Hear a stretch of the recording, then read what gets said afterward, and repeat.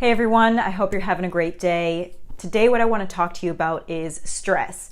What goes on in the brain, what goes on in the body, and why is it so hard to meditate? We're going to go over all of that and some tips that you can use in order to feel less stressed. Before I dive into the science of all this, I want to bring to your attention some things that can be stressing you out without you even realizing it. Things like being in a toxic relationship, being in a toxic work environment or where you don't feel supported, being in an unsupportive relationship or your friends and family don't support you, being in an environment where you're a minority. These things, even if you don't categorize them yourself as stressful, can weigh on you after a time period. And after compound effect of these incidences, your body releases more cortisol. When cortisol is released in the bloodstream, your frontal lobes start to shut down. Those are your decision-making lobes. And often they are shut down in fight or flight because in fight or flight, we don't have a chance to think. We only look for action. This really helps us out if we're running away from a bear or trying to save ourselves from being hit by a car. But in everyday life, it doesn't serve us. What it does is it makes us get agitated and irritated that much quicker because we're always on edge. You don't realize that you're always on edge. This is when you can't sit still, you can't think clearly, you need longer time to decide things, or you just make others decide things. Now, when we have this compounded, we don't realize we're stressed, we may not even realize what the stressors are, we can often become very, very overwhelmed. What this does is creates a very, very toxic cycle to break out of because we're stressed, we're overwhelmed, which causes more stress, more overwhelm. We can't identify what is causing it, so we can't stop it. Then we try to do something like meditation, which is supposed to calm us down, but all that ends up happening is we're overthinking, it's too stressful, we can't sit still, and so we give it up. What happens over time is we stop trying altogether and start to dissociate. We will start to procrastinate, we'll start to play more video games or find a different addiction or substance that makes us feel good or escape in order to try to get away from the stress cycle for a while. We have gone the opposite direction. Instead of trying to attack and solve the problem, we try to avoid the pain and run away from it.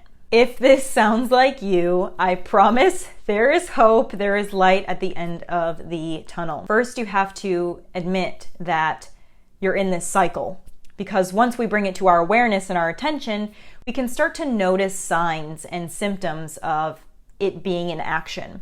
And when we are able to notice the signs, then we can intercept them and stop them altogether.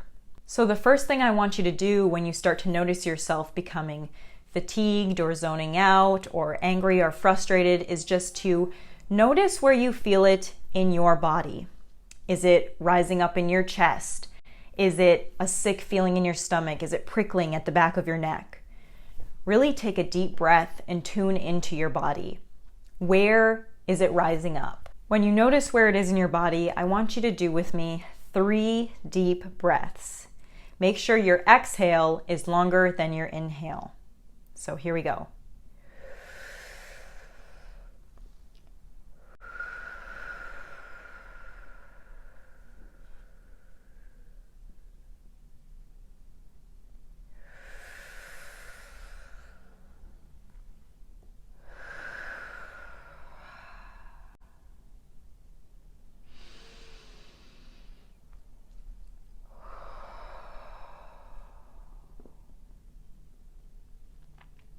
Acknowledge that piece of yourself that is reacting.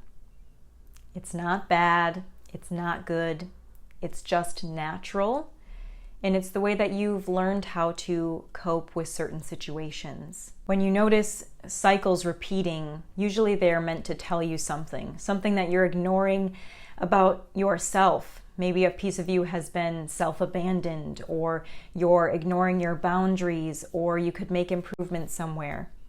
Pay special attention to where it is in your body, where you're hurting, and notice right before you felt that come up, what were you triggered by? When we start to intercept these little patterns, that's when we can start to heal them. The deep breathing is necessary because it lowers the cortisol in your body. It takes you out of fight or flight mode, and it gives you the ability back to think clearly and think objectively. Then you learn how to respond instead of react. And it's called self-regulation. Meditation, deep breathing, shaking your hands out, using ice cubes.